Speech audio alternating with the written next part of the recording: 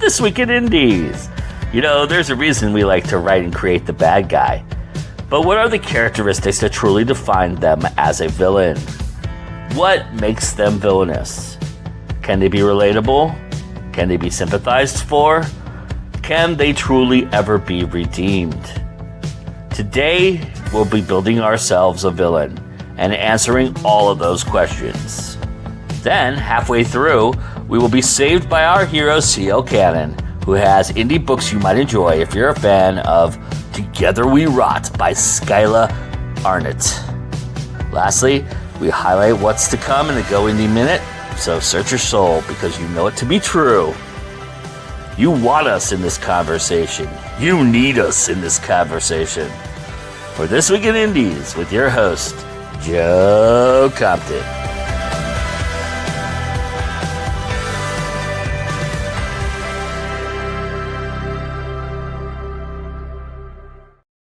Greetings, everybody. Good afternoon, good morning, good evening, wherever you are. Thank you for joining us. This is This Week in Indies. I am your host, Joe Compton, and we're very happy to have you here. And we're going to build ourselves one hell of a villain here in just a moment.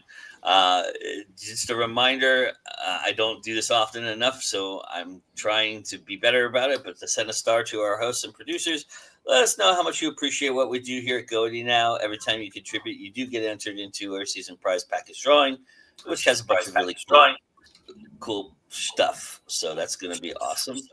And I can't wait to see who wins. All right. We're going to start this morning off, though, a little differently than we normally do. A frequent contributor to Go Indie Now, someone who has been on a lot of our panels and done a lot of our shows, is starting a new Indiegogo campaign. And he's an indie author who's trying to make his series even better than it already is. And so this is an opportunity to be a part of that from the ground floor. It gets started, I believe he said Monday. And so you can check out the link. It's in the description, right in the show notes description right now to contribute. And this is what you'd be contributing to.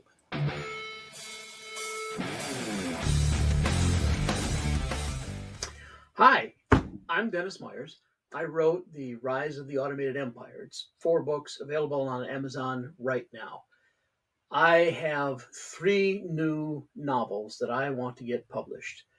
Secret of the Ombax, which is a first contact story.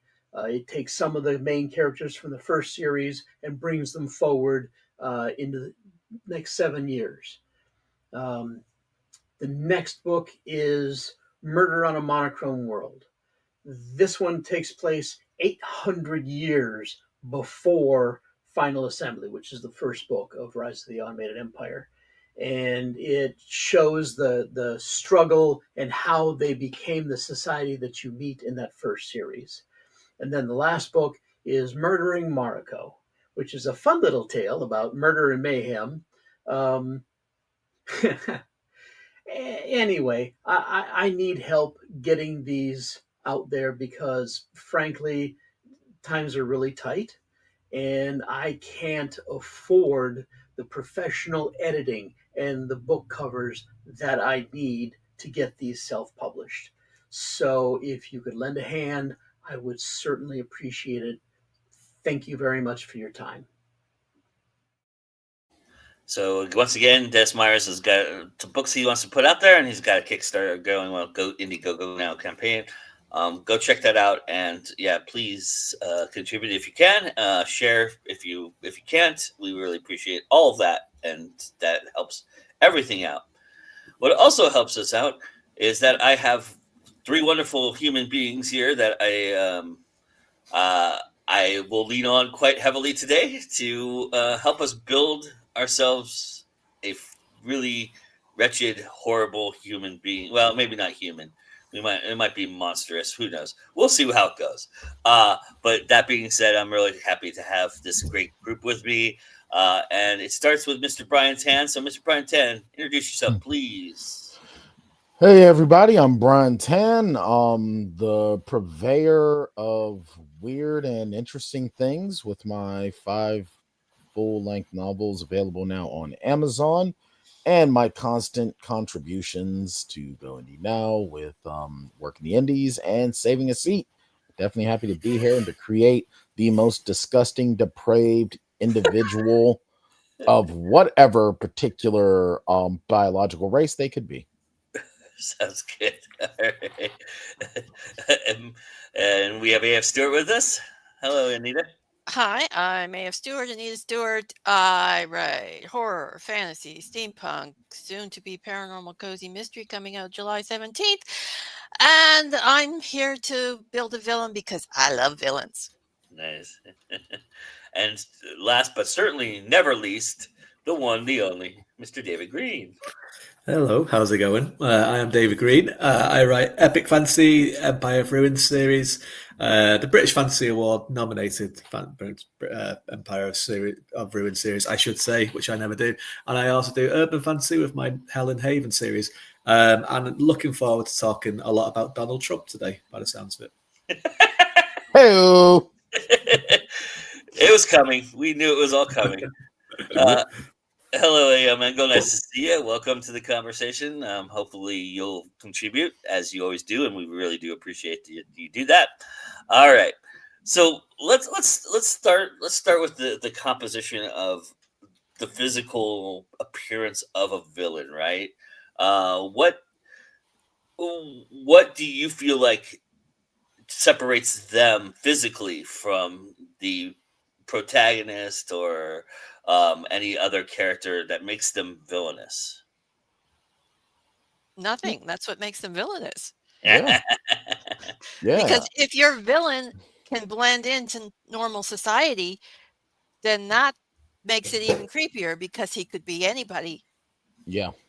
I agree. For I think like with when you look at your traditional villains like a Voldemort or a Darth Vader, it's that look that's supposed to scare you because you're seeing it. But I think a monster that can be anything is truly terrifying. See the woefully underappreciated Denzel Washington film Fallen. Mm. What do you think, David? Yeah, I think it's one of those things we've kind of moved beyond a little bit, where villains used to have some kind of physical deformity or some kind of disability, and that would be where their kind of villainous nature came from. And I think a lot about Bond villains with this. They always had something Yeah. like that. However, and then it kind of went past that and went into kind of some kind of like a villain always had some kind of mental illness, which is where their villainous nature came from. And we've kind of moved beyond that a little bit because we know now that you can be someone that has everything in life and are still quite a villainous person. And in some ways, we've learned that the people that have the most things in life are the most villainous people. So it was one of those kind of things where it was the othering of people that were not like everyone else, where it was like they're villains because they're different to everyone else. They're not the same. Whereas we've kind of moved past that now, and it has become that where, like, as Brian and Anita said, people who blend in more that seem like everyone else in a lot of ways is a scarier kind of prospect because, like, it is like the way that we have kind of become, in a way, more we have more empathy for other people, and that's the way like the majority of people are. But obviously, the villains don't like that. They don't like empathy very much. So, do you feel like the anti-heroes kind of what's ruined that aspect? I just kind of think that people just I don't know. I think it's just because there's better education and better understanding of people's that are. We know that, like, you kind of you look at I don't know if anyone else has ever kind of studied stuff, particularly for like asylums and stuff that were in the 19th century, and the things that people would get locked up for into asylums, which would be like would nowadays be just legitimate mental illnesses that can be treated and begin looked after, particularly women as well. I must say, with some stuff that they were kind of committed for, and I think we know a lot more nowadays, and it was that kind of thing where, again, going back to the Bond kind of stuff and the kind of 80s action films, is that the heroes had to look in a particular way. They were always very handsome. They were always very male. They were always very white.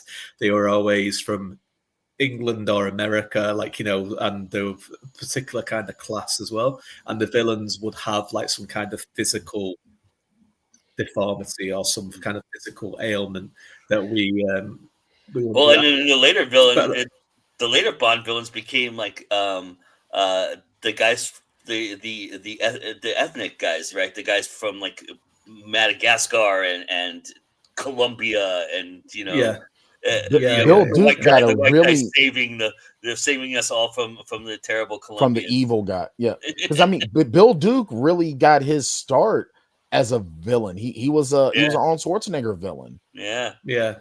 And I mean, Bond hasn't really moved away from it yet, and we'll see what happens when we do that reboot. I even think of they cast the likes of Mads Mikkelsen and Javier Bardem and Remy Malek, who are all, as you would say, attractive, good-looking men, but then gave them some kind of, something.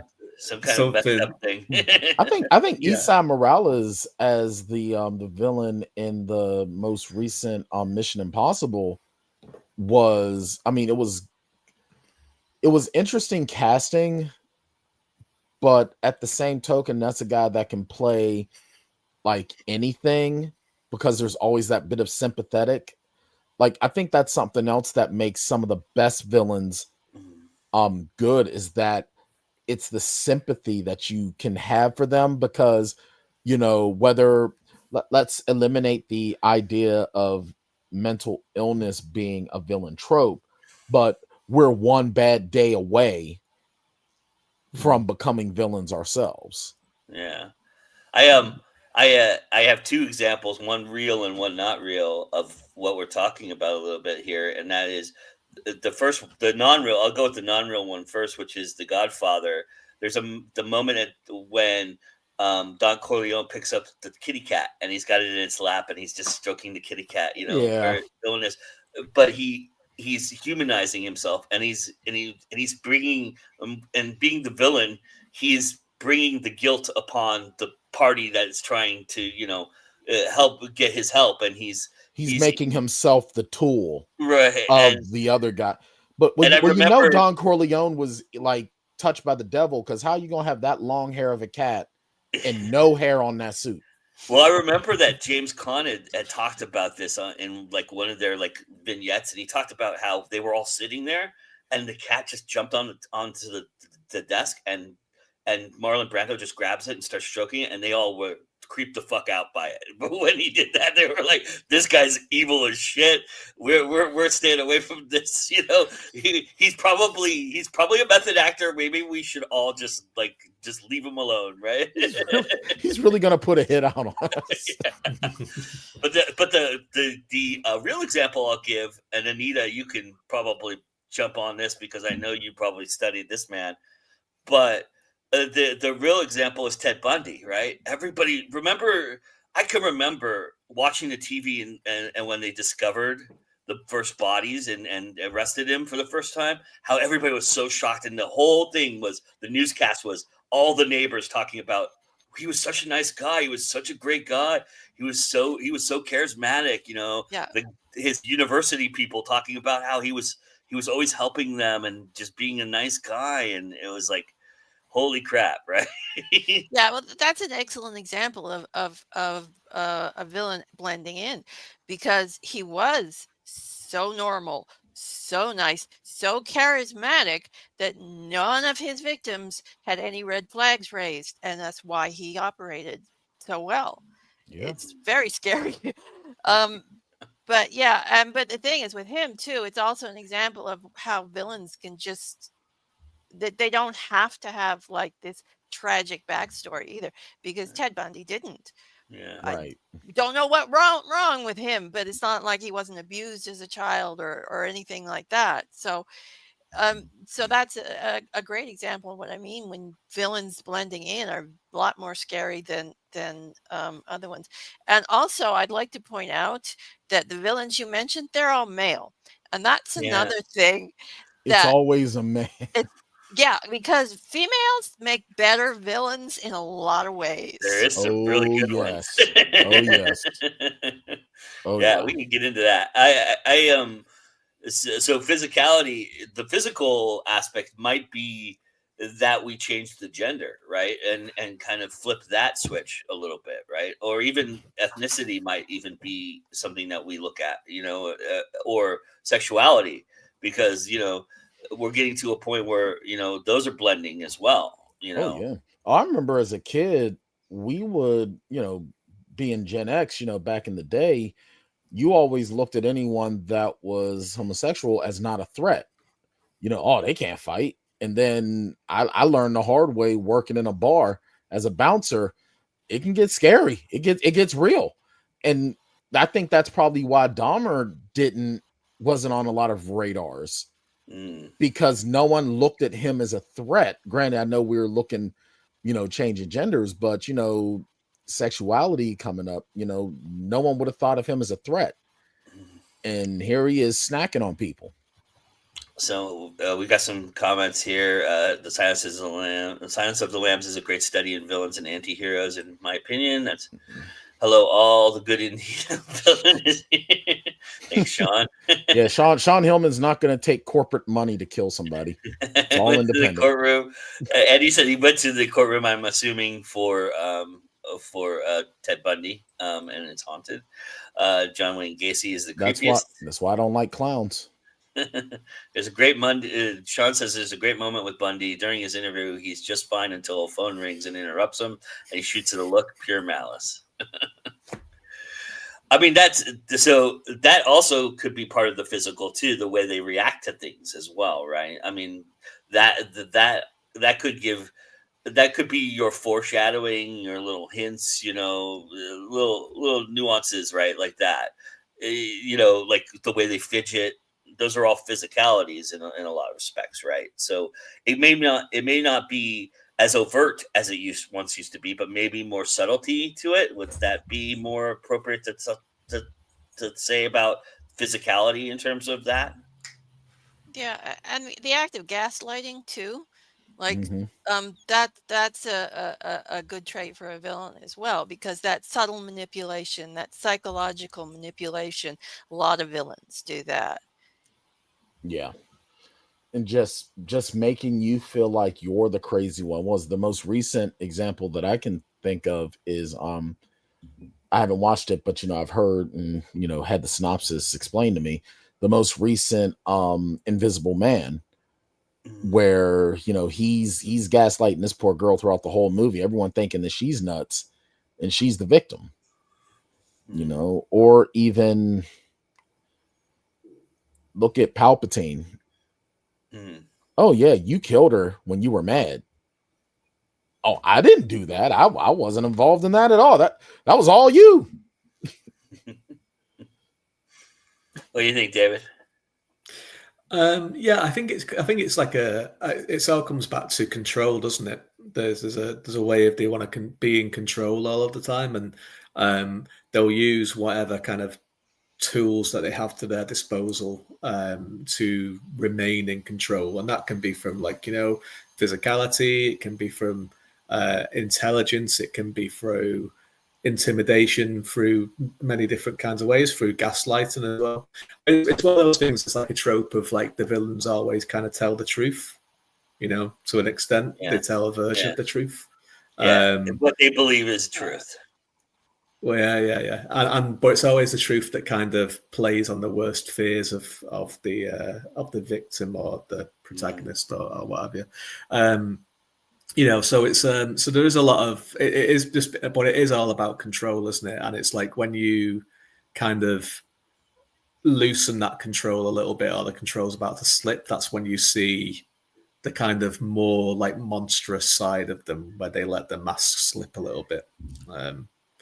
And we're gonna get into the likability and redemption factors of these of the villain, but it was always why it struck me why that particular thing you're talking about, David, always struck me like why people were so mad at Freddy Krueger, because Freddy Krueger pointed out the worst in people, and he took that and made that their ultimate fear. Like the girl who binge who binge ate and then threw up, right? And then he turned that against her, kind of things. And he would turn what your darkest, deepest, monstrous quality was or insecurity in a nightmare, and turn it against you. And of course he kills him, but you gotta break some eggs to make some omelets, right? So Freddy Krueger's an interesting one as well, where he is pointed out to be a horrible person before he gets his origin story of the burns and everything like that. He's a bad person, and there's no question about it. And it's interesting because a lot of the time, they want to go into these kind of, particularly that there was that kind of period in the mid 2000s where they were doing all these reboots and re-sequels and what have you, and they'd give like some sympathetic origin story to like these villains like Michael Myers and what have you. But with Freddy, they were just like, he was just a bad person. Yeah, but I really liked how they were going to lean toward he was misunderstood, but he was actually a bad person. Yeah, just a bad person. I really liked that because it really made you rethink. Because I still remember the interviews where they said that he was always said to be a what he was. But for the time, they didn't think people could handle it, and they thought that it was just too much. But how many times, like as a parent, that's my biggest fear. Yeah, because that's the thing, with particularly with that reboot that came out. What Freddy got was, you can't really argue with it, right? He got comeuppance. He got comeuppance. And he needed But it also kind of shows though that the people that deserve justice can still be empowered even when they get it, which goes to show life isn't fair. And as kids, we're raised that good always triumphs over evil. G.I. Joe will always beat Cobra, but for as horrible the Freddy example, for as horrible as he was, he got even more powerful because he was horrible. And the funny thing is he's so villainous. He made Jason the hero in the story. Right. He made Jason Voorhees a hero. It's hard to make. Freddy could probably make anybody look like a hero. Yeah, I would guess that if he went up against Predator, that would be interesting. Well, the Predators aren't even. Well, I would debate the Predators are actually villains because they're following their own nature. Yeah, they're hunters. Their own societal norms. They're always the heroes when they go up against the aliens, aren't they? Yeah, I mean, they're villains to us because they're trying to kill us. It's point of view. Yeah. But it wouldn't be a villain. The Predator wouldn't try and kill me. It would look at me and it would assess me with all of my aches and pains and illnesses and stuff. And you're gonna be setting off his radar like mad. It's like, ooh, it's like you're not worth the trouble. It's like I'd actually be doing him a kindness. That brings up a good point, though. I mean, the emotional aspects of why a killer chooses what they kill too. Is that an important investment in a villain? Is how they proceed their villainy? Is that something that we need to take into factor? Who they kill, why they kill, or why they hurt? What they do or what they're doing villainously. Why they do the things they're doing, the motivations. Yeah, I mean that does tell their motivations and their actions, because like a revenge villain would not necessarily be a widespread killer. He'd be focusing on the object of his or her revenge. Like a serial killer the killing is wide open, whichever victim they're targeting in on the minute, but they're going to keep killing until they're caught. So you're going to have a bigger body count with someone like that, as opposed to, say, someone who's just focusing on one target or one or two targets. Yeah. And like if you're doing an epic fantasy and you have like a king or emperor villain, you can wipe out whole kingdoms in war and all sorts of things like that. So Yeah, it really does depend on kind of the genre that you're working in, because I mean, always you want to try to tie it in some kind of personal way with the protagonist, so you want to have it impacted in some way. So if it is like a killer out for revenge, it should be something to do with, like, something that's happened in their kind of family or their experience. And and if you're doing like kind of a serial killer thing, or just like a monster, the motivations can be less developed. But if you are doing something like epic fantasy, like this book right here, Path of War, which really does delve into the villains in this book. It's the second book in the series. It should. That's what the second book does. Yeah. It does. And it's a fantastic book, y'all. It's fantastic. Thanks. But when you kind of do that, you want to, when you're giving them more kind of, you want them to be more compelling, and you want them to be characters you're going to spend time with. You have to make them kind of, it's a cliche, but it's true, of they don't think they're a villain, right? They think that they might be doing villainous things, but they're doing the things that no one else is prepared to do. You know what I find ironic, David, is a lot of people who write epic fantasy and hard fantasy talk about how they stay away from the romance angle. But how many times has a villain been jealous of the hero because they got the girl that they wanted, right? Or there's some kind of jealousy about, they were knighted before this person, right? And it's kind of like this underlying sexual tension that creates the villain in a lot of these epic fantasies.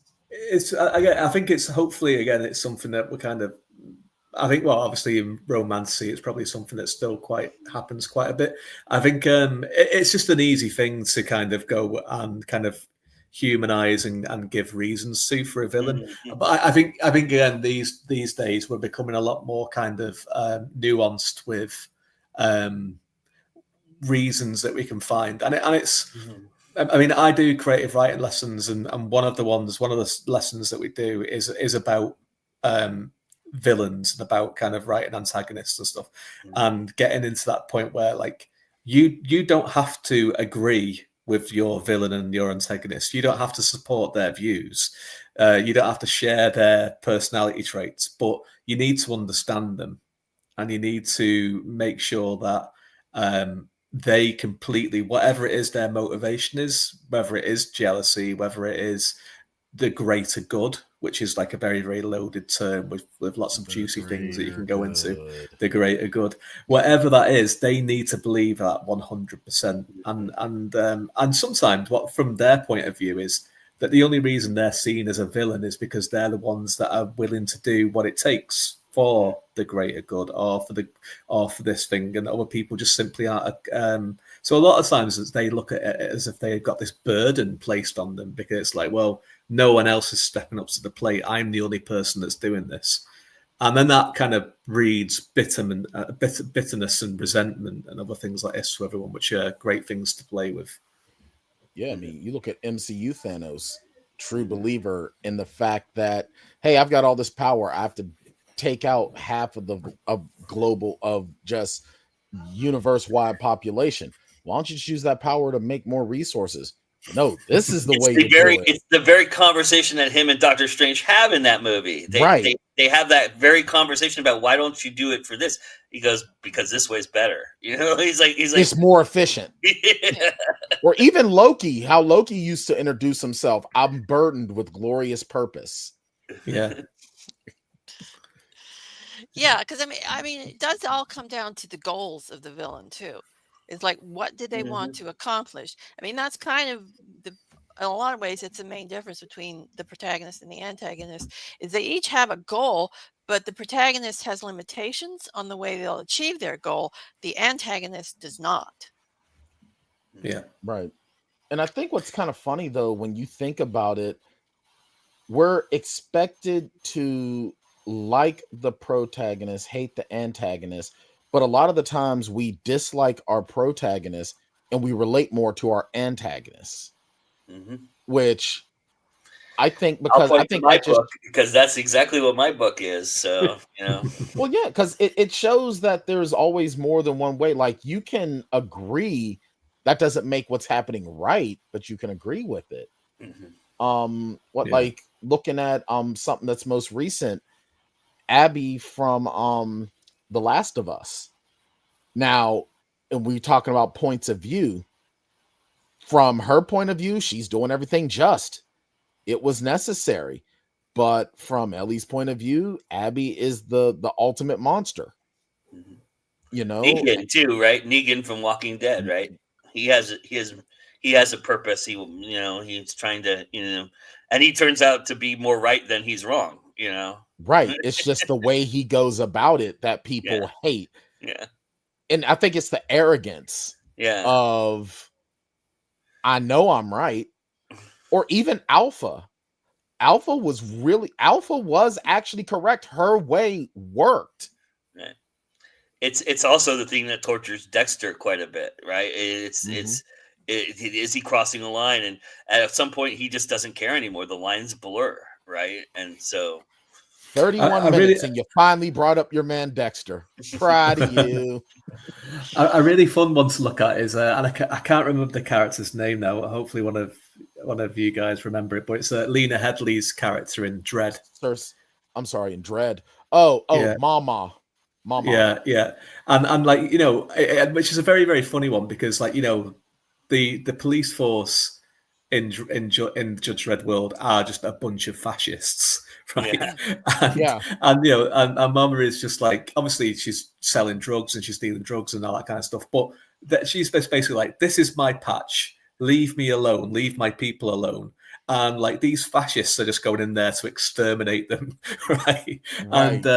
And it's very fun. And obviously there's a couple of things with Mama which I dislike of what people do to kind of make women villainous, which is sexual abuse and and scarring, physical scarring. It's a very, very kind of just hackneyed kind of thing that like it's kind of lazy, right? It is very lazy. It is, and it's triggering for people unnecessarily as well. I think. But the character is great, and that whole setup is great as well because really we should kind of be on their side a little bit because, like, the people in charge are fascists. They look like fascists. They act like fascists. Yeah, the law is not necessarily the good guys in Dredd's world. They're just they're there with the mindset of we're keeping order, but are you? Here's an oldie but a goodie that's very similar to Dredd, and that's Demolition Man. Very similar idea. I right? love that movie. Absolutely. How the corporation is the corrupt, has controlled the cops, and the cops are, corrupt because the corporation's corrupt. And and what he discovers is that, obviously Wesley Snipes is the real bad guy in this movie, but it's like, he's still the overt bad guy, but he's kind of secondary to the system. Yeah, but he's tearing down the system, so it kind of makes him a good guy. But it's it like doesn't make him a good henchman, basically, is what he becomes in that movie. He's the guy that the corporation decides to unleash to kind of keep the peace, right? So because you have a voice for the voiceless.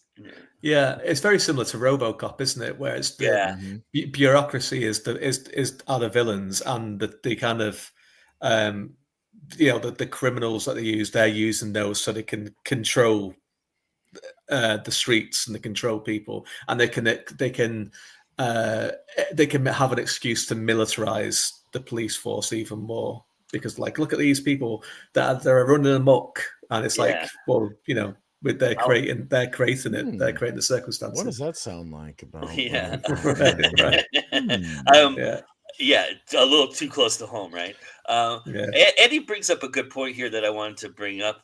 and I kind of talk about, because I think this is also something that's interesting, because if a villain has omnipotent power or has some kind of godlike aspect to them, right, or has demonic influences sometimes in my story, but a lot of my villains are supernatural, or even a location like a mortuary in the Mortician, you know, how does that affect, do you almost have to make the protagonist stronger, right, or more resilient. You got something like Mal from Firefly, right, fighting a group of people who are much more skilled than him, much stronger than him, but because he's got guile and he's got wit, and he can kind of and enough strength to fight them, he can kind of utilize all of his tools to kind of overcome the villainous aspect, which turns out they weren't. The villain was actually, again, the corporation, right, in that series. But Yeah. but but you get my point, right? There's an Yeah. if is there characteristics that we need to be careful of, that in terms of omnipotence and those kind of aspects, or do you think Well, that makes the villain more villainous? Well, if you're dealing with omnipotence, you can give them a weakness. It's like Superman and the kryptonite, right? Right. mhm. Yeah. Or or you can make your protagonist just as strong. Like a couple of times I've done that. Like I've done God versus God, or immortal versus immortal, that sort of thing. You can do that as well. It just depends on how you want to proceed, I think, with that one. Well, I mean, it's kind of like in Fallen again, using the movie Fallen as an example. Azazel is he's a fallen angel, a demon that leaps from body to body. He could be anywhere, and Denzel has to be a step ahead using everything he's got. And you figure, I think it makes it a more compelling story when your main hero is that much of an underdog to someone that can just end them that quickly, Mm-hmm. because on one hand, it's like the villain is just playing around, and that's what's going to be their down. That's their hubris. Mm-hmm. It's like on Wheel of Fortune. You keep spinning the wheel, even though you know what the puzzle is. You're going to hit bankrupt eventually. But it's either the villain just playing around and getting themselves beat, or the hero knows that he's fighting a winless battle, but what else is he going to do? Yeah, I mean, Supernatural did a great job on that too, Yeah. because they're always fighting something more powerful than themselves in that. Right. And I mean, they're either And fighting. even to the point where death is like, I can't fuck with you anymore. It's like, Yeah. It's like I mean, Death got even said tired at of it. they even said at one point, Well, they you actually can kill killed Death at one point. right. Yeah. And he says, when I come back, I'm gonna be pissed. Like, It's like, yeah, it's like, why was anybody even messing with the Winchesters at the end, by the end of the season? Listen, Because it's like, yeah. yep, Well, there's that great scene in the cafe when he meets Death for the first time, right? And Death's like, "Look, I can't fuck with you. I can't touch you. I'm not supposed to be able to, He's like, "Aren't you just gonna kill me?" He goes, "I can't do it. I need you too much." It's kind of yeah. this weird dichotomy that they have. but that's what made the ending of Supernatural so good. Like a Yeah. lot of folks felt like that was the biggest letdown. I thought it was great because they had plot armor from the ultimate writer. They had the ultimate plot armor, and now that it's gone, it's like, well, there you go. Something that could have happened to anybody. Yeah, It's but also why also, Buffy. It's also why Buffy kind of deflates, right? After she defeats the big Hellmouth, it's like they just kept rehashing it and re-going through it. And it's kind of like the Matrix all over again. In the right? comics, yeah, they had to do something like that in the comics. But well, that's what ends up happening, though. If you have something that's relatively successful in that regard, you got to keep getting something bigger and nastier for the hero to go up against. I mean, look, once you beat a deity, what? Now what are you going to do? Oh, no, I got bed bugs.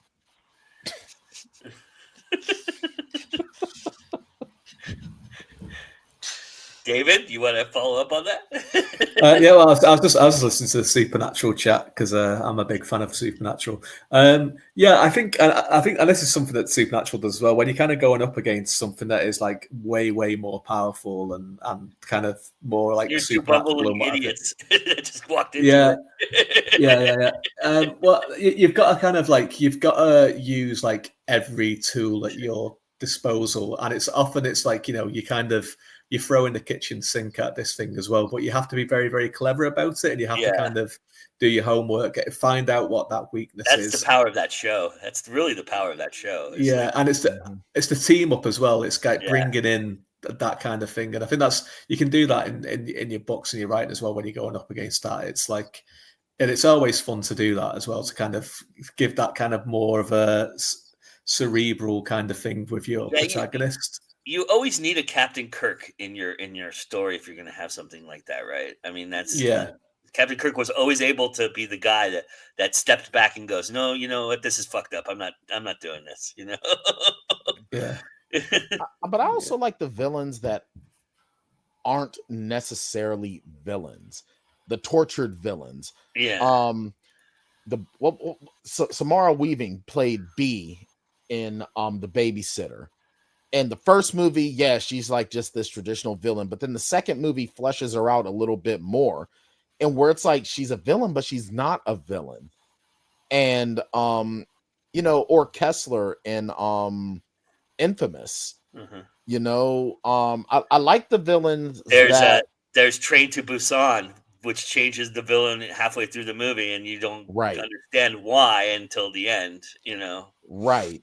I like the villains that do what they do because not even so much just for the greater good, but there is that, minus the cliche of righteous purpose or for the greater good, but they actually do it that way. They recognize that they're damning themselves, but there's a reason, and it's not just because they want to be evil. They hate it, and I think B is a great example of that. A really great example, and I don't want to spoil it for anybody who hasn't seen it, but Sinners is a really great example of that. I love Sinners. Thing. I'm waiting for that. I'm waiting for the physical media of it to come this week. I'm resisting the urge to watch it on Max. Really resisting. I bought it on Prime the moment it went up there. I know I spent $25 on it, and but I was like, I gotta have it. I need to own physical media. Sean says society is always the biggest villain. How do we feel about that, guys? Aspects of society is the biggest villain. It can be our biggest hero too. I think it can be at times. It can be. Once again, it's all point of view. I mean, look at during the civil rights era. People fighting for civil rights were viewed as villains. I mean, California was as open carry as Texas at one point until the Black Panther Party learned all of the laws verbatim for gun usage in California. And Ronald Wilson Reagan decided that California was going to have gun control. So in a lot of ways, society can be an antagonist and protagonist all at the same time. I'm not gonna lie, I like to use society as a villain quite often. That's kind of, I lean on that a lot because I just seen so many bad things in this world, and our real world experience kind of colors that, I think, in a lot of respects. So I think that really does lend for me to kind of lean on that a little bit, because you kind of do write what you know, even if you're trying to write what you know. Yeah, I think society shapes the villain as well, because I mean, whatever happened to them or whatever they've gone through to get to the villainous state, in some way, society has contributed to that in some part. Either they're rich and privileged and that's just gone to their head, or they've been abused and maligned and they're bitter and they want revenge, or whatever it is. To some part, society always shapes the villain. Yes. I mean, they shape the protagonist as well. So like there was a point in time, you look at G.I. Joe when we were kids, the real American hero. Yeah, for us here, yeah, that they're the hero, but go to another country where G.I. Joe done wreck shit on Cobra. They're the villains because, hey, we had a hospital and G.I. Joe wrecked it. Hi, Miss Alicia. Welcome to the conversation. Yeah. All right. Well, we're gonna rot together, everybody, because Together We Rot is our indie connection this week, and then we'll be back to see if we can redeem and like our villains a little bit, and talk a little bit about that aspect of it, and also some more. I want to get kind of personally into how you write a villain a little bit as well. So we'll be right back with that, and here's your indie connection for this week.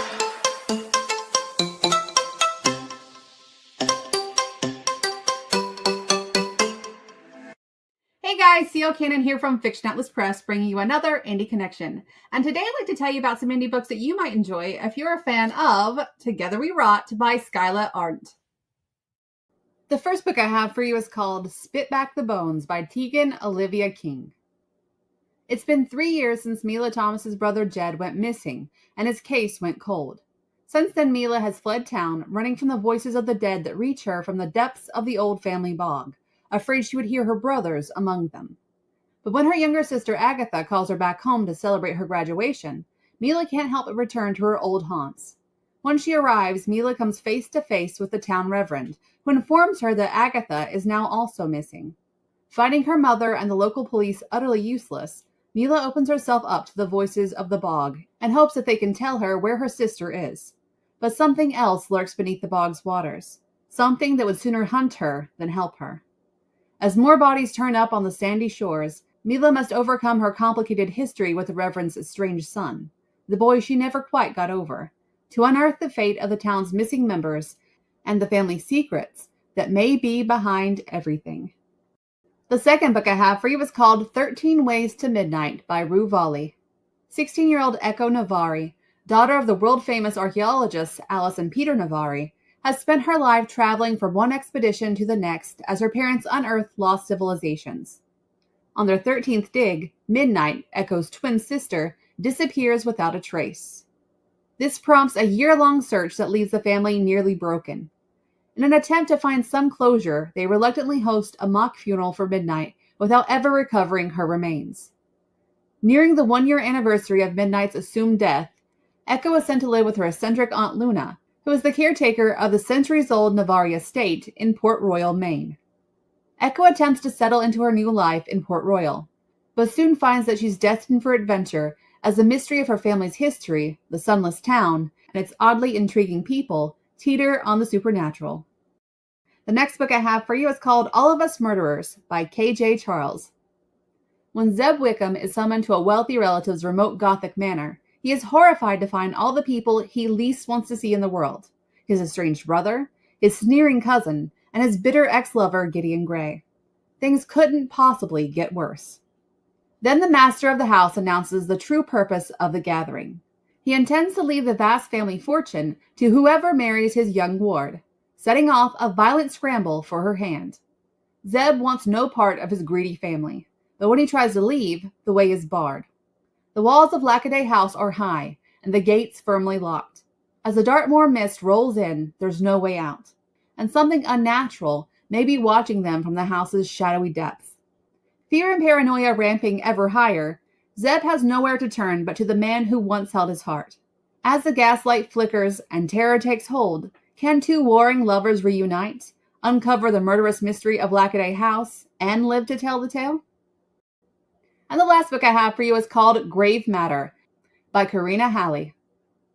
Grad student Sydney Denick is getting a second chance. When a dream opportunity presents itself with a prestigious foundation doing promising Alzheimer's research, Sydney leaves the shambles of her old life to join a dozen other students at an isolated lodge hidden away in a remote, fog-shrouded inlet on Vancouver Island. But the Mandrana Foundation harbors more than brilliant minds. Everyone around her is hiding a terrible secret, including the resident psychologist she's falling in love with. A student disappears, and no one but Sydney seems to care. Ghosts walk the halls. Snow falls in the middle of summer. Dead animals move like the living. The more Sydney uncovers about the Foundation, the more she begins to question her own sanity. And if Sydney isn't going mad, then the horrors in the surrounding forest are real, and the Madrona Foundation may be the biggest monster of all. Okay, that's all for me this week. I'll see you next week on the Indie Connection. Bye.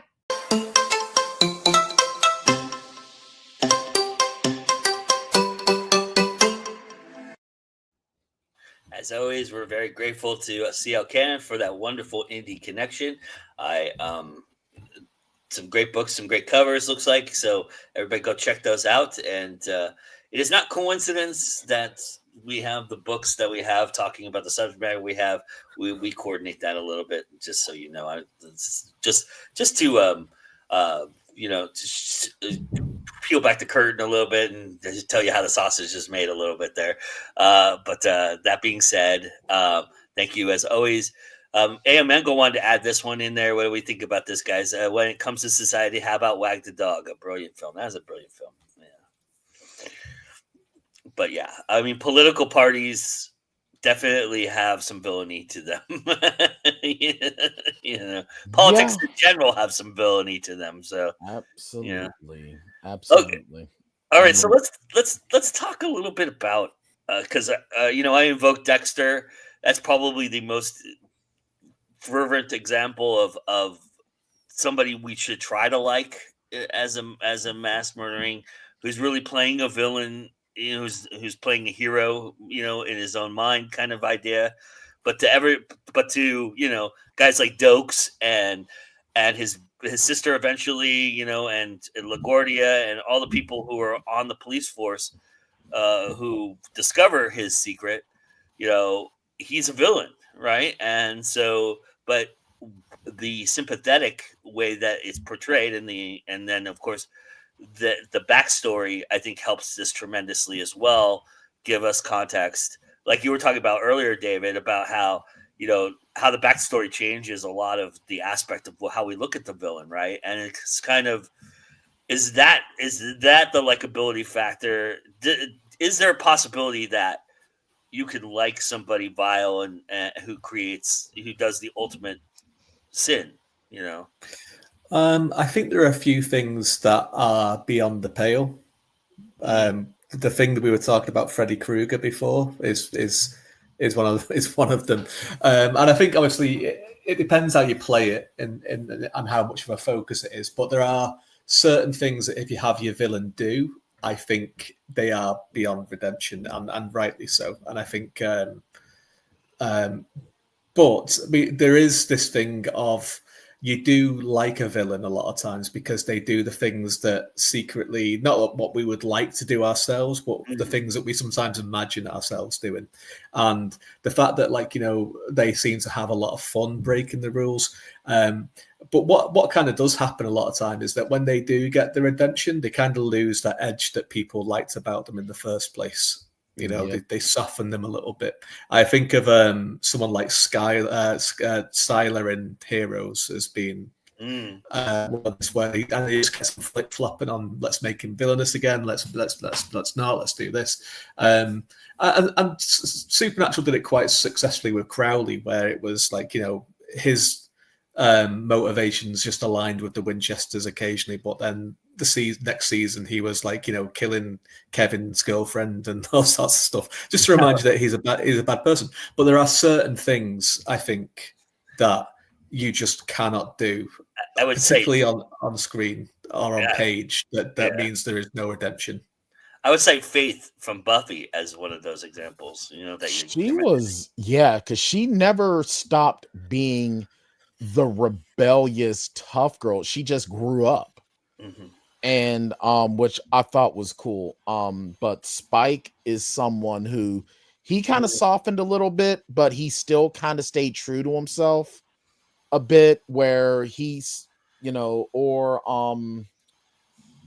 in What If, when the one episode of What If where T'Challa was the Star-Lord and he had Thanos in his Ravager crew, and Thanos was completely nerfed. Which was it was funny but annoying at the same time. But there's a lot of examples in the MCU of this what you're talking about, this Yeah. switchery, you know. Well, Loki's the prime example in the MCU. Yeah, that's a good one. Villain Mhm. going to the going good to side. the good side, yeah. And still being villainous at the same token. Yeah, I mean, because Loki never lost his personality. I think that is really due down to the actor. With that,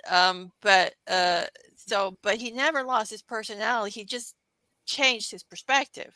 It's Yeah. like because he growing up. became a villain mostly because he felt slighted. He felt overshadowed by Thor. Mhm. And he wanted what he thought was his due.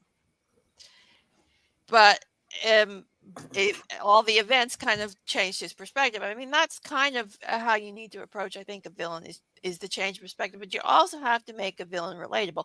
And everyone could relate to Loki Mhm. in some way. Because, I mean, who hasn't been overshadowed at one point in their life by someone else, even a little bit? So... And even with Loki as well, like, you know, in the first Thor film, he doesn't do anything particularly bad, and then in Avengers, we see that he's just coerced by.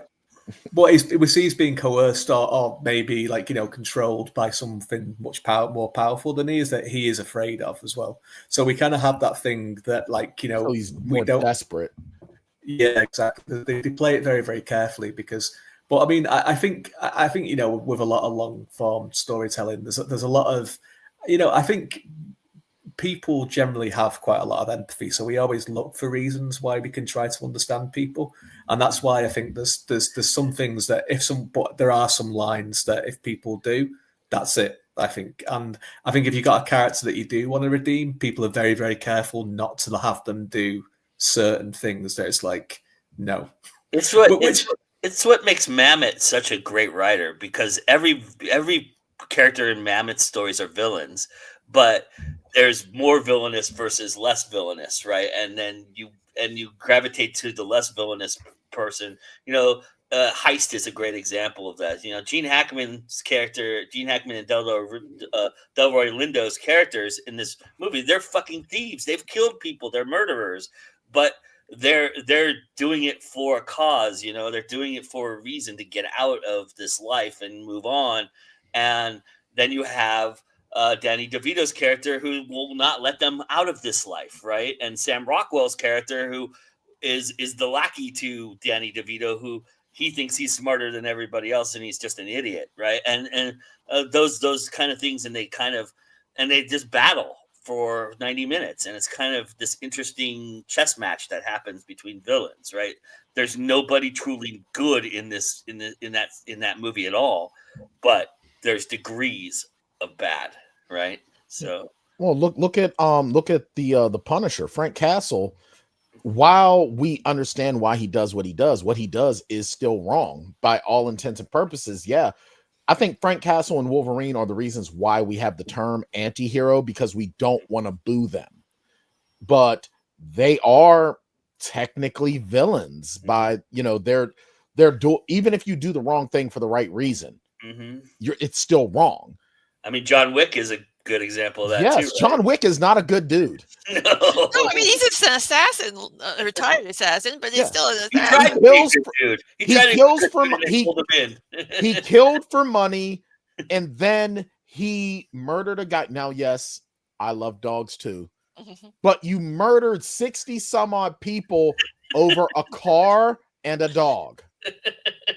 Now, I'm gonna beat someone's ass over my dog, but I'm not murdering litany of people. But they were all bad. That movie loved it. They were all bad people. They were all bad people as well, which is like, you know, John Wick never. John Wick kind of gave the Harry from Arnold Schwarzenegger's character Harry from True Lies. I've killed people, but they were all bad. Yeah. Well, there's also the way that they set it up, where they have rules that they have to abide by, these assassins, right? And that kind of keeps them in check a little bit too, right? But so one of the villains, one of the villains that I think is probably not even probably, is like beyond redemption is Judge Holden from Blood Meridian. And I think it's probably like the most villainous character ever written. And it's a book that's just, I don't, if people haven't read it, it's worth experiencing. It's an absolutely horrific book, and it's one of those ones where every so often there's like someone's going to do an adaptation of it. It's like that is never happening. It's never going to be done. Right? Because it's just a horrible, horrible book. But Judge Holden is just despicable, and it's the sort of thing that it's like there's no redemption for that character. The things that he does, the things that he stands for, the acts that we see him doing, and to even try to redeem it would just be pointless. It wouldn't work. We'll get into the redemption in a second, but I want to get some comments in here. There's some really good ones. I've written about Amadeus and Ashes. I had to include all the dark elements, black masses, etc. A definite dark journey for the storyteller. We'll get into that too a little bit. I feel like Loki always knew he wanted to be good, but his dark, jealous side overpowered him. What do we think about that? I can agree. That happens to the best of us. Mm-hmm. Sometimes the darkness overtakes the character. Yeah. And A.L. Mangle brings up Gene Hackman in Unforgiven as English Bob, was a brilliant villain as a sheriff. Remember the scene with, remember the scene with English Bob. Yeah. Buffalo Bill may be beyond redemption as well. I would even say. Well, I would grant that Hannibal Lecter's much more beyond redemption. Look, Hannibal Lecter be hungry, so he's definitely beyond redemption. I'm sorry. Go ahead. No, go ahead. I was going to say that I think some of my question is, what makes the villain go from good to great? Is it potential for redemption or non-redemption? That makes them, because I mean the warden in Shawshank Redemption is absolutely evil. There was never going to be redemption for him. And I would argue the same about Hannibal Lecter, who under the mask of redemption just created more evil for himself. It was his way of getting more evil. Especially if you read the books, you really realize that Hannibal Lecter is just manipulating the entire scenario so that he can just get more and more evil as it goes along. We know Palpatine is beyond redemption. Mm-hmm. We know that's low-hanging fruit right there. But when it comes to redemption, who is offering the redemption? Is it the masses or is it yourself? Because Vader did one good act in 20 some odd years. That doesn't make him redeemed. Yeah. And if he survived, would the galaxy have forgiven him? I'm leaning toward no. There would have been a lot of war criminal trials, I think, for Darth Vader afterwards. But that's the thing about redemption. The villain can redeem himself, like he can change his perspective, change his ways, but that doesn't mean that the society at large is going to forgive his actions. Yeah. And he's going to have to work at regaining trust and fleeing. Is it possible? Prosecution. And have we seen a villain truly redeem themselves before? I don't think we have. I mean, no, I was gonna say something, but I couldn't even make it come out of my mouth. I'll when I start to mention it, Joe, you'll understand. Went from black and white to red and yellow. Yeah. But he was a horrible person. Yeah, an absolutely horrible person.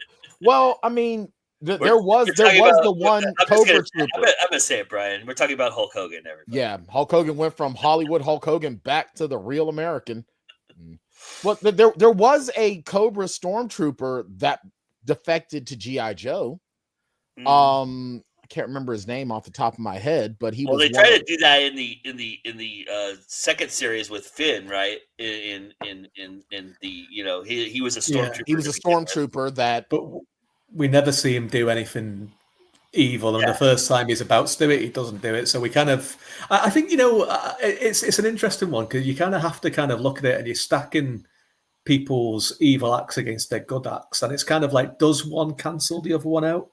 Does it? Really, and I think what's a really interesting one is if you look at the reboot of Battlestar Galactica with Gaius Baltar, who is responsible for the destruction of humanity, right? Because it's all because of sex and ego, and Destroys so you many know, things. and he's becomes like a sympathetic character. He's a compelling character all the way through because he's well written and he's multifaceted. But does all of the things that he does by the end of it, does any of that really truly redeem what he did that causes the destruction of humanity? Could he ever be redeemed for that? Well, And he's put on trial for it as well. He is put on trial for it, and eventually he is found not guilty of it, isn't he? Because he's because I he's think the kind of redemption, the problem with fully redeeming a character is there's somebody they've wronged that will always remember them as the villainous part, right? And they'll Right. never trust that they could ever be. And that might be on the flaw of that person, and that we might have seen the character totally redeem themselves. But maybe a good example of that's Lucifer. A little bit. He makes some decisions based on love instead of being son of the devil kind of thing. But people like Constantine never trust him, right? Because they know who he was and who he is, right? And so, but it's that kind of thing as well. Like some people will look at it and go, "Well, you've taken this from me." Right, and only because you've saved something or given something to someone else doesn't change that. That right? doesn't heal what you've done to me, what you've taken from me. Peter Pettigrew killing himself because he owed Harry does not wipe his slate clean. No, exactly. Yeah. So it's an interesting one. Like, what is redemption and who is doing the redeeming, and are they and do they deserve it? Really, truly, really deserve it. I mean, you could kind of look at Negan with that, whereas Negan is captured and he is kind of imprisoned, and he has that very interesting kind of arc and journey through that.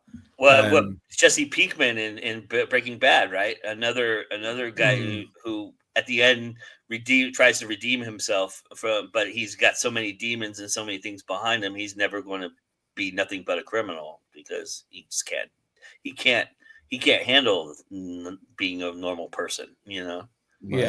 Well, I mean, and that's that thing with society, isn't it? But the interesting thing about society is who shapes society. Mm-hmm. Right, and there's certain people that are shaping society in certain ways to get these sorts of people. And a really good film about that actually is George Romero's Land of the Dead, with the with the people in the skyscraper, and it's like this caste society where society is made to be and function in a very, very specific way, where people are at odds with each other and people are mistrustful of each other. So the people at the top can remain at the Games. top. Right? Yeah. The Hunger Games is a good example of that too, right? Where they've kind of structured society so that they can kill the bad people, but everybody's bad in it. Right? What they figure out, at the end. Spoiler alert, everybody. But here's some good comments here too. A.O. Mango says, when we discuss King the villain in Pet Sematary is definitely Micmac burial ground. Amazing. Well, technically, no. It's whoever buries stuff there is the villain. The burial ground is just there. Yeah. Burial ground's just being the burial ground, right? Right. Burial ground's got a burial ground. Just like if you open the gate to hell, you're the bad guy because you opened the fucking gate. Right. To hell. Look, inside. Don't open. Dead inside. Is the door the bad guy? It's the thing that bothers me the most about Evil Dead. Yeah, there's spells in these books, but you probably shouldn't read any of them, right? Especially. Sorry, go ahead, Anita. Whatever happened from evil happened from reading a book, Right. I mean, in the margins, it even says, "Do not read from this book." They wrapped it in barbed wire. This looks interesting. You know what? And I know this might not be polite to say. White men, y'all need to quit being so damn curious in movies. You don't see no brothers doing that. Yeah. It's that great Geico commercial, right? We should get in the running car. Why? Why would we do that? Let's go behind the chainsaws. Right. You see, the thing is, Brian, it's us white Europeans. We just can't help finding something interesting and trying to steal it and bring it back to our own country. It's just what we do. We just, it's like it's just inbuilt into us. We've been trying our hardest to get over it. But I appreciate it. You know what? Acceptance is part of healing. Except when someone I love, except when Joe turns into a deadite and tries to send me to hell. You'll be the last one, I promise. Thank you. The TARDIS books, the main protagonist becomes a villain to others, and no one is perfect. It's the journey through cleansing, redemption, etc. That's pretty awesome. A hero can be a villain to another. Absolutely, yeah. It's all about perspective. I think it's less that Baltar is forgiven, but the others realize that they are also taking some terrible actions. That's the route that the Apollo, who suddenly becomes a lawyer because why not, takes to that one. But still, I think it sounds like some people do some bad stuff. This guy destroyed humanity. I stole some candy. This guy literally poisoned the whole village. The book lounge says, what about John Constantine, which we talked about? John Constantine's an asshole, but he's not evil. He's just an asshole. But he's been charged. But the thing is about Constantine, right, is he's been thrust into the hero role. He's been charged with his penance is to make sure that he keeps the gate of hell closed, basically. True. Good point. The Force is a tool. The Force is not good nor evil. It's a tool. I think everybody's enjoying our conversation here. Well, okay. So one last question for you all, and then I promise we'll get on with it. But I was curious in your own with writing a villain, how much your own morality and how much align for you there is when doing this. Do you have to remove yourself from that? I'm asking probably the three guys who've probably killed the most people in their books in the history of indie authors here, but I am curious. When you were writing it, did you think about your own morals, or did your own morals come into play at any moment during that time period? Nope. No, my villains have no morals, so it's pretty easy for me. A lot of my stuff is like the villains in a lot of my stuff are very extreme. So it's like I just go and channel the true crime serial killers and I'm fine. My villains are, I sort of do it in two parts where I do believe that absolute power corrupts absolutely. So I kind of look at my villains as this could be how I would be corrupted. The Liege, if I had this power, from my Bryce Creed series, I would probably be looking for more power because I wouldn't want to go back to having no power. And then the evil doctor in the second book in the John Baker series, he's just a detached monster. Yeah. He's just a detached monster at that point. But no, I try to have my villains, I try to see my negative side in my villains. I don't think I've read 5 pages at the beginning of a book that had a bigger body count than Path of War, David. That's like what, one person per 2 people a sentence? Nice. It's I open up Path of War with a big battle scene that is from one of the villain character's perspective, and they're basically waging genocide against the elves of this place. So it's pretty, and they unleash this new, very morally murky weapon in this battle. So it's interesting. So I think we're all capable of things that other people would consider villainous, right?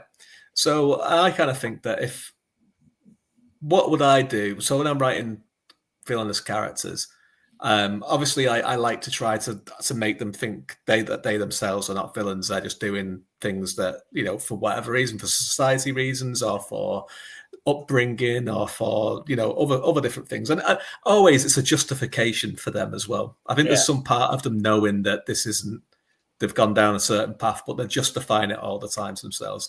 It's like that thing with Thanos, where it's like, why don't you just make more resources? And he goes, no, my way is the correct way. It's because he wants to do. It's because he wants to do it, right? Yeah. He's coming from a place of hurt and a place of pain.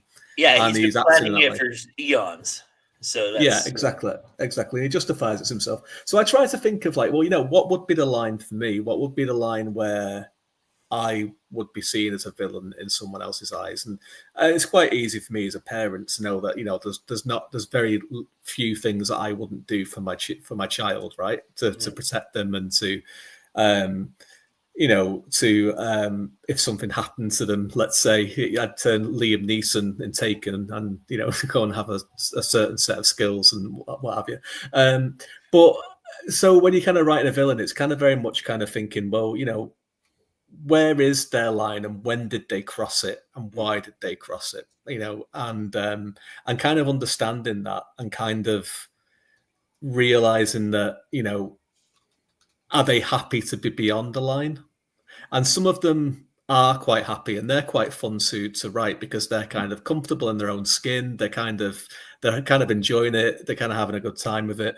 But then you get the ones that maybe aren't quite so happy with it, and they're the more tortured ones, which you kind of have to get right deep into the psychology of it and kind of really look into that way. So it's kind of fun, and but it doesn't kind of make me. I like writing the villains. Like I mean, I like writing all my characters. I enjoy writing all the characters.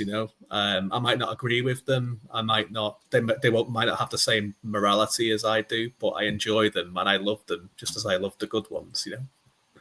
awesome. They deserve it. They deserve love from someone. All right. Well, I think that's a good spot to stop our conversation for this week. Let's look ahead at Go Indie Now's programming. We've got a lot of great stuff for you ahead. On Monday, we are going to be talking to VG Harrison and Ashley Chappell, who are part of the Multiverse Convention. They're guests at the Multiverse Convention, which is something we do every Monday. We highlight the Multiverse Convention because we all think you should all be there. And I'm also going to be talking about a certain thing that happens at the Multiverse Convention that doesn't happen in most conventions that I've been to. Some of them have it, some of them don't. And so it's really something special about the Multiverse Convention. So you'll want to not miss that. That's 7 o'clock Eastern on Monday. That's this right here, 7 o'clock Eastern on Monday.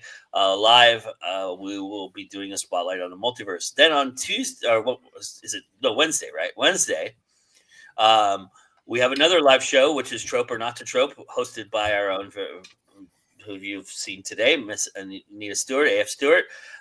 And she's going to be debating Ariel Dawn for the trope of misunderstanding as a plot device. Very popular trope in romance, as I've discovered, in a lot of genres, actually. I was talking to Anita about that off air earlier, about how I was surprised at how many different genres and different things use this trope. So it's going to be a really fun debate. You're going to want to watch that. It's Wednesday night at 8 p.m. Eastern live right here on Go Indie Now. Then Thursday, we're going to take you behind the scenes. JD Blackrose took on an opportunity with the Sound Booth Theater.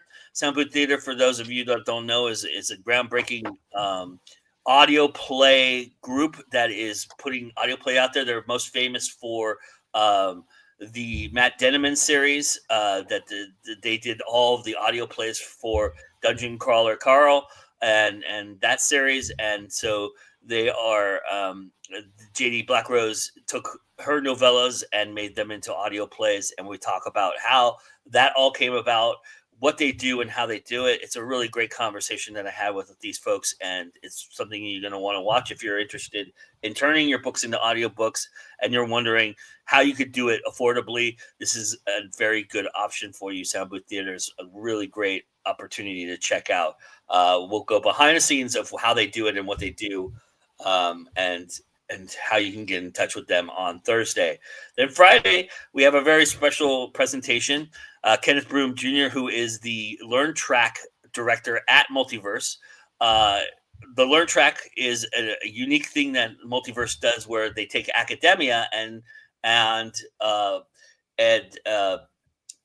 trying to think of the word, speculative fiction, and merge them together. So they give academic presentations about things that, are speculative fiction wise, like if vampires were real, how would they operate in society and things like that. It's very cool that what they do there. Kenneth is the director this year, so he did not include his presentation into the rotation of what is happening in Multiverse. So we get the very privilege of presenting his Learn Track presentation on Friday. That'll be at 9 p.m. Eastern. You'll want to check that out. It's going to be a fun one.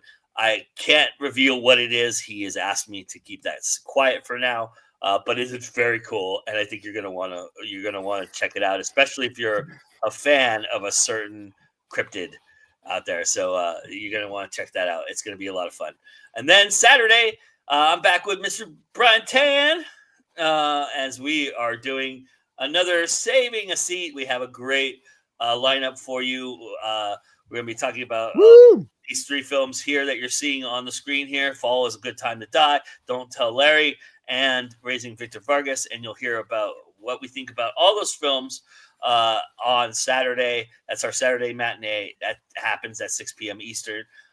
And that is everything that's going on at Go Indie Now this week. So if you're new here, please hit the subscribe buttons, and do all that wonderful stuff, because we do this each and every week. We've got really great programming going on all week long and every day, including another This Week in Indies on Sunday at noon Eastern, which will come back around and do that. And Sean is hosting next week, so you'll want to check out SM Hillman's topic. I don't remember what the topic is off the top of my head, so I apologize, but it's going to be a good one, no doubt. And welcome to the Book Lounge. They're new to us. Yeah, so. Welcome Book Lounge. Yeah, I saw that.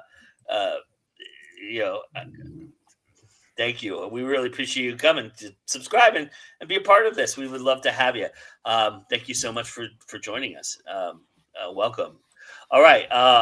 So that's our show. Let's go around the room and tell everybody where they can find you. Mr. David Green, start us off, please. Hello, you can find me on my website, davidgreenwriter.com. All of my books are on there, all my social media's on there. So please come and check it out. If you've got Kindle Unlimited, all my books are on there. Just get them, flick through the whole lot and give me a load of money. That's great. You don't even have to read them, but you can if you want. Read them, they're good, trust me. A.S. Stewart? Yeah, you can find me on my website, asstewart.ca, all over the social medias. And look out on July 17th when the paranormal cozy mystery Murder Magic at Maple Fudge drops. And yeah, this one has only one dead body, so sorry about that. No problem. We can forgive you this time. All right, Brad Tan?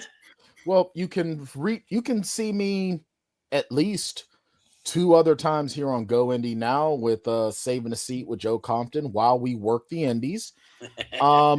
You can also, all of my books are on Kindle Unlimited. Just search Brian Tan in your Amazon search bar and check those out. And as already said, you ain't got to read them if you don't want to, but if you download them, I'd appreciate it. But definitely read them and leave some reviews, because that is the lifeblood of indie author reviews. You can also find me on Blue Sky at author Brian Tan. That's where I'm most active. Lately, I've been kind of not starting good trouble, but involving myself in good trouble. So, if you know, you know.